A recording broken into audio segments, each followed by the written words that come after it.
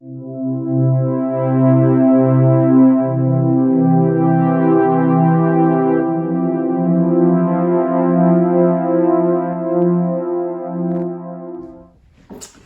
some thoughts for today, the 10th Sunday after Trinity. Michael Holding, the West Indian very fast bowler of the all-conquering Caribbean cricket team of the 1970s, has written a book called Why We Kneel, How We Rise. It is a powerful, poignant and personal exploration of racism. In his book, he calls on the experience of other sportsmen and women, including Michael Johnson, who won double Olympic gold for the US in the 200 and 400 metres in Atlanta in 1996. Michael Johnson quotes his wife when she asks, "Why are white people so afraid all the time? They're always afraid. Why?" Johnson goes on to answer his wife's question when he says, "I think the bigger fear from white people is that they will have to compete now.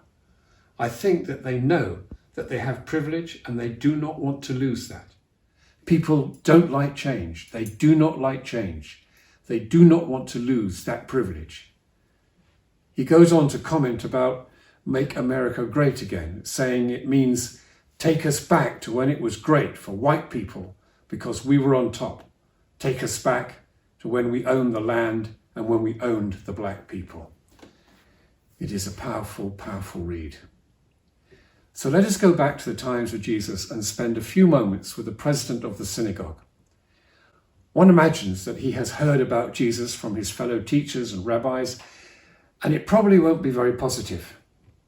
He may have already heard Jesus, seen him at work, and like his peers, seen him as a threat, not keeping to the rules and mixing with those who are unclean. Unfortunately, though, the people appear to adore him and want to follow him and listen to him. Our way of life is under threat. The status quo is being challenged. He will have to be stopped. He'll have to be silenced and put back in his place.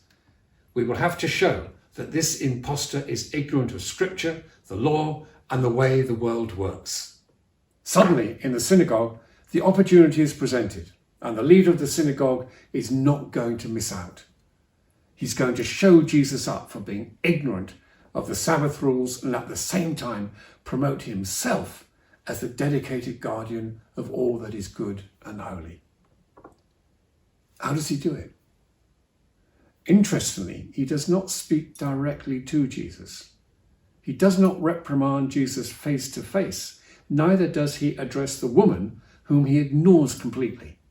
The leader of the synagogue speaks directly to his base, his supporters. He addresses the people, reminding them that healing does not take place on the Sabbath, any other day of the week, but not this day, the Sabbath. He sees Jesus as undermining his authority and status. He sees Jesus as a threat, and he cannot allow Jesus to gain a position of power and prestige with the people. Jesus is threatening change, and that just cannot happen. Then comes one of those moments when the leader of the synagogue probably would have thought better just keeping his mouth shut or even phoned in sick this morning. Jesus slams him and his opponents with some strong language. He calls them hypocrites. You are not real. You're just playing your role. You would loose your donkey today, so why not loose this poor woman who has been bound, bent double for 18 years? You would set an animal free, but not this dear lady. Jesus, throughout his life work, has a heart and an eye for those who feel lost and bring them healing and release. He seeks to challenge the current way of thinking and give everyone who is prepared to look and listen a different way of thinking. The authorities know that the times were changing, that their privilege was under threat, so they were fearful. As a result, they resorted to cruel injustice and violence. Reading the pages of Michael Holding's book tells us how the black community, first bound by slavery, is still bound in prejudice and fear. Jesus asked us, cannot these individuals be set free from their bondage? Jesus' message was a threat then and also now today. Jesus asks for change, which is never easy and will always worry those who hold positions of power and authority.